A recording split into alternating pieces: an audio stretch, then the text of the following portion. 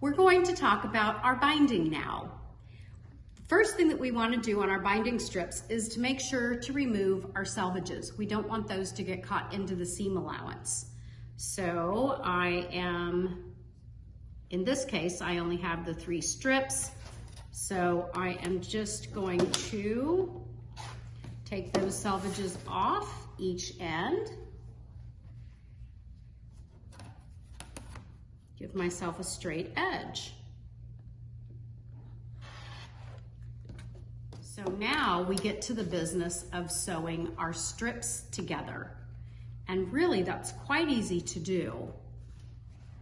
We're going to lay down one strip and then we lay another strip on top of it, right sides together. And then what I like to do is draw a diagonal line, and this is going to be my stitching line. A couple ways you can do it. You can just take this corner and fold it down and do a crease, and then give yourself a stitching line.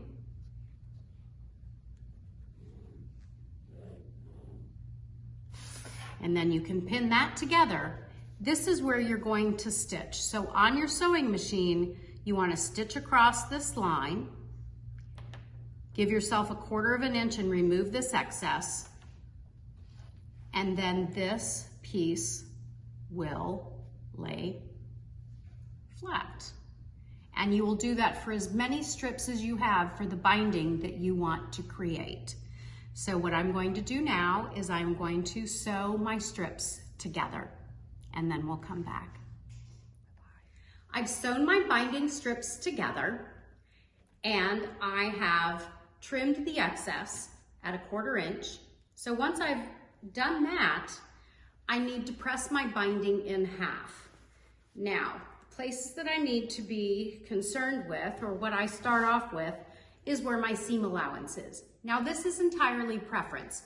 You can choose to press your seams open, or you can press them to one side.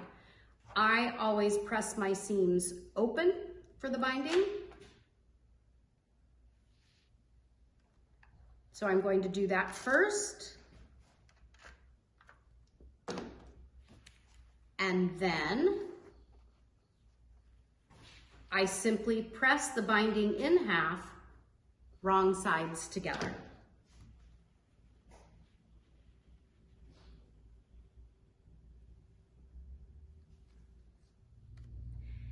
As soon as I am done folding my binding in half and pressing it, I like to roll mine up so it stays out of the way as I am sewing it to my project.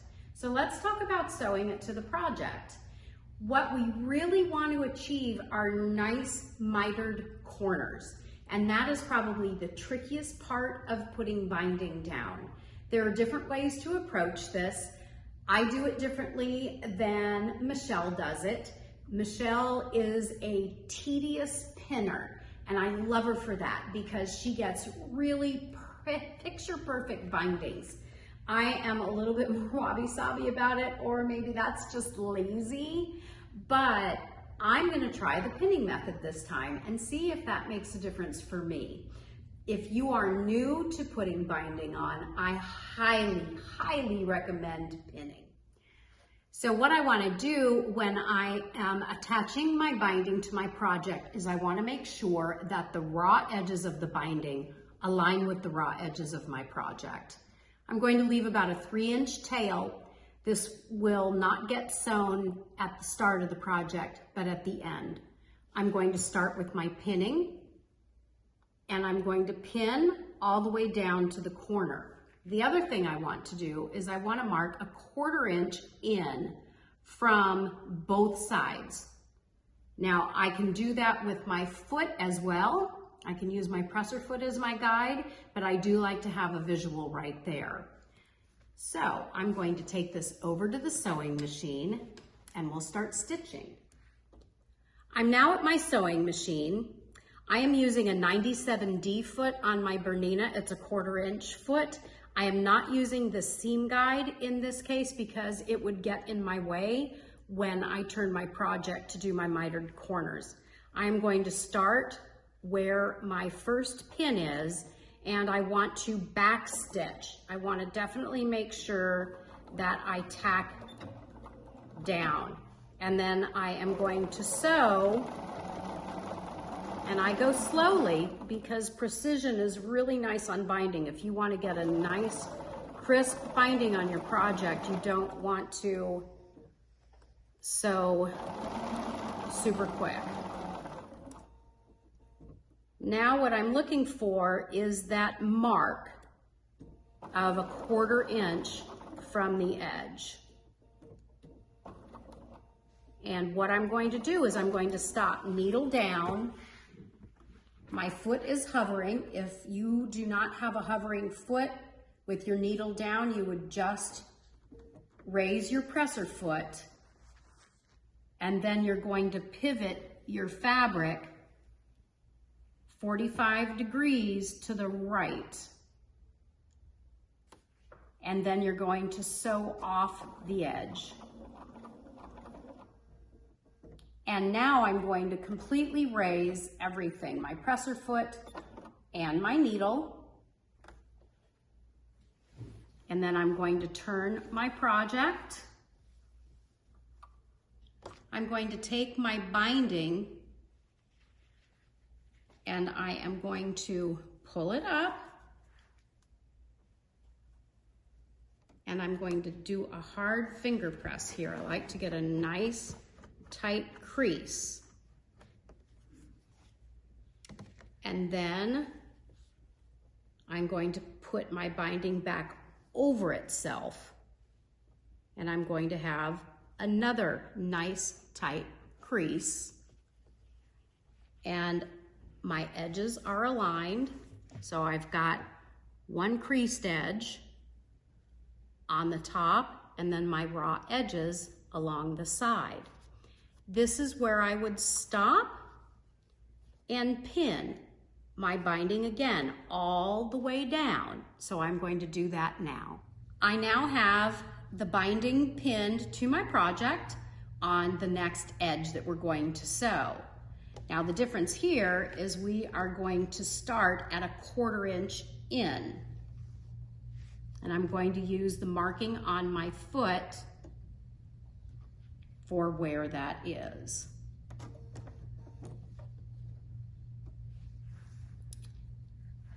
And I'm going to do a tack.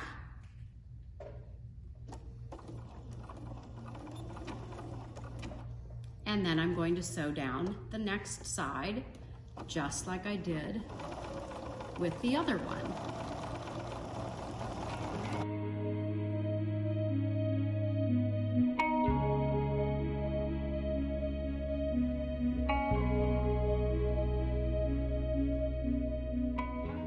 So I am approaching the 1/4 inch mark now, and I'm going to do exactly as I did on the last corner. So I'm going to go needle down, I'm going to lift my presser foot, and I'm going to turn my project 45 degrees, and then I'm going to sew off the edge. At this point, I can cut my fabric, my threads. Don't want to cut my fabric.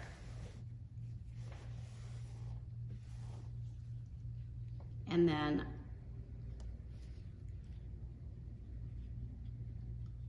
place my binding to the corner, give it a nice press, fold it back over itself,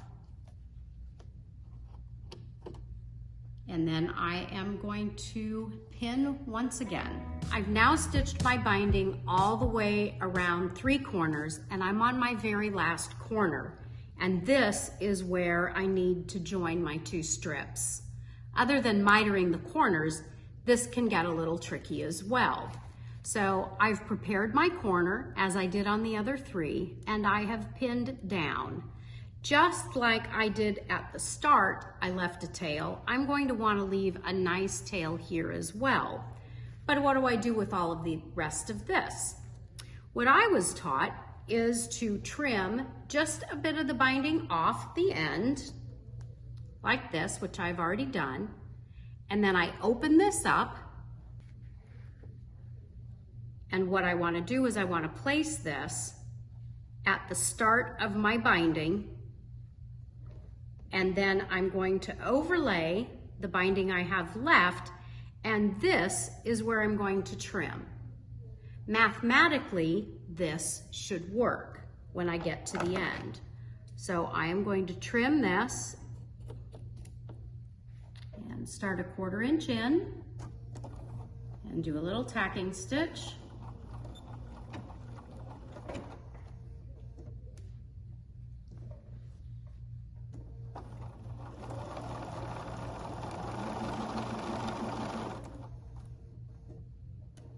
Once I get to the stopping point that I've marked, I want to back stitch there as well.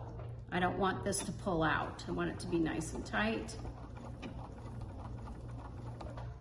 Now I'm going to go ahead and remove my project.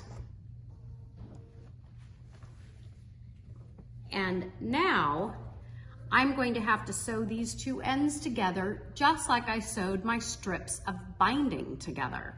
But because they're attached on either end, it can be a little bit fussier. So again, right sides together. I want to put these two pieces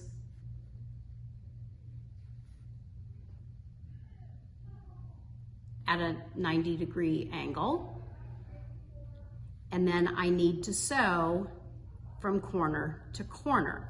Now what I like to do is I want to take the piece that is on top, and this is just how I do it. I do a nice finger pressing crease so that I can see where my stitching line is. And then I pin. I don't typically pin when I put my binding together, but I really want this to hold so that it makes a nice finished edge. So I'm going to pin on either side of that stitching line.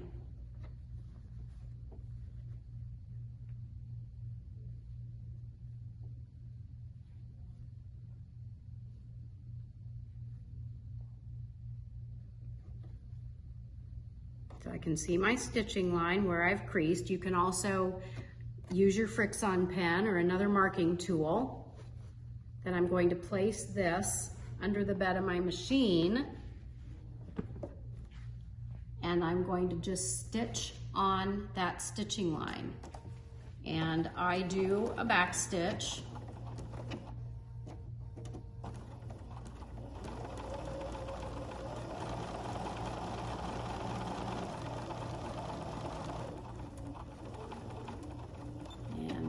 This off.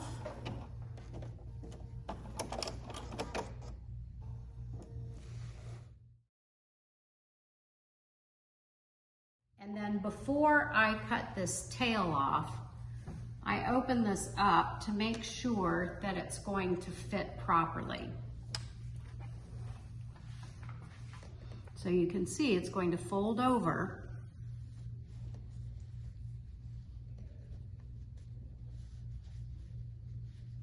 And I can actually take, you can see there's a little bit of an overlap here, and I really don't want overlap.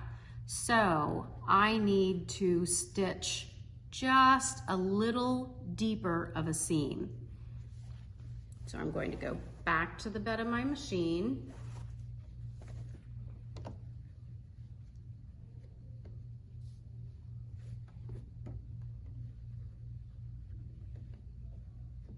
I may have missed the corner just a bit. I may have trimmed my fabric just a little off, but I'm going to go ahead and go about 1/8 of an inch from that original seam line.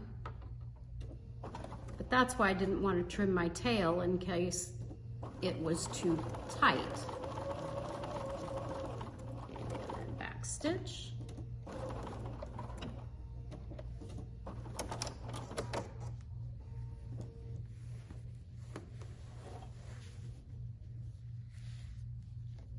Now I can see when I trim, once I trim this,